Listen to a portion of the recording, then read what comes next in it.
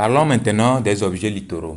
Donc jusqu'ici, les tableaux que nous avons créés, notre travail se limitait à l'ajout des valeurs au tableau et après, pour afficher ces éléments, nous utilisons les indices qui ont été ajoutés automatiquement par le tableau lui-même.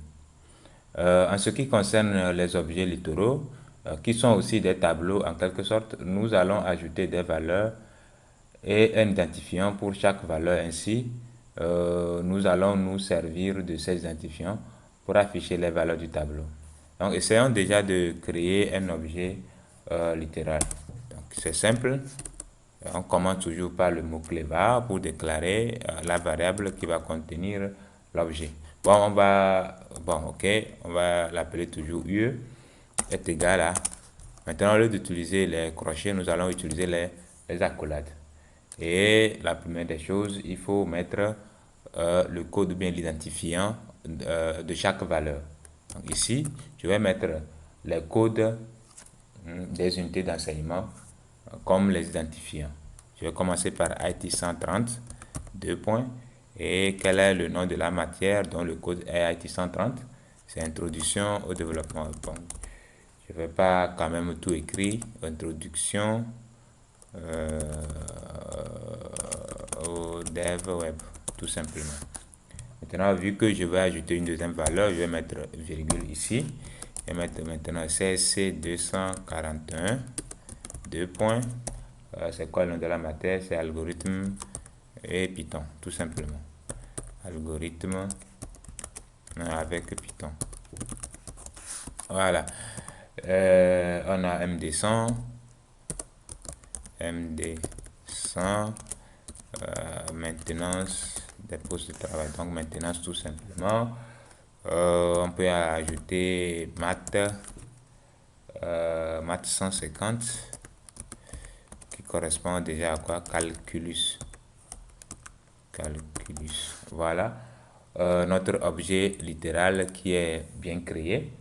Donc, cette déclaration va créer un objet analogue en fait à un tableau, excepté le fait que chaque élément sera accessible au moyen d'un identifiant, au lieu que cela soit au moyen des indices comme on l'a fait précédemment. Maintenant, pour accéder à une valeur de l'objet, autrement dit pour afficher une matière de notre tableau, il suffit justement d'utiliser le nom du tableau, point, par exemple le code que vous voulez afficher. Voilà, ici en faisant comme ça, j'accède tout simplement à la valeur associée à cet identifiant. Ou on peut faire aussi le nom du tableau, crochet, double quote si vous voulez, IT, voilà, IT 130, ou tout simplement en fait la même chose, hein, UE, crochet, simple quote, et vous allez faire la même chose en fait. Donc je mets encore là-bas IT 130. Très bien. Donc essayons déjà d'afficher une des valeurs, puis on va voir ce que ça va donner. Donc je vais faire document .write entre parenthèses, vous avez le choix. On va utiliser les trois façons de faire et puis on va voir le résultat. Qu'est-ce qui se passe? Voilà, point virgule. Donc je reprends non, document.write. Voilà, crochet, double quote, IT 130, on a le même résultat. Maintenant, document.write, entre parenthèses, toujours la même chose. Juste pour vous montrer toutes les possibilités que vous avez pour afficher le contenu associé à un identifiant. Là, je vais effacer ceci. Donc, je vais juste actualiser. On va voir que introduction développement au dev web plutôt va s'afficher 3 fois. Donc, introduction au dev web, introduction au dev web. Donc, déjà, essayons de mettre la balise BR ici. Comme ça va nous donner quelque chose de plus intéressant. Voilà. Donc, je copie ceci que je vais utiliser ici. Ici aussi. attention, ce n'est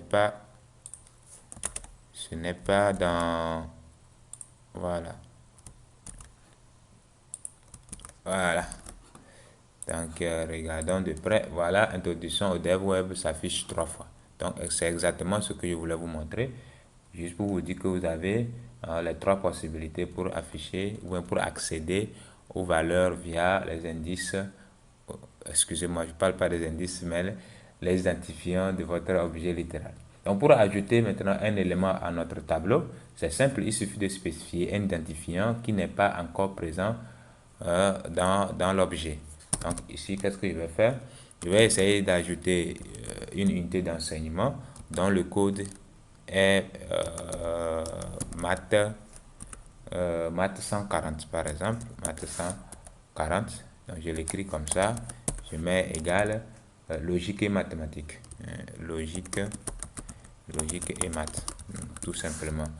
Ou on peut aussi écrire le nom du tableau, point, le code qui n'existe pas encore, comme ceci.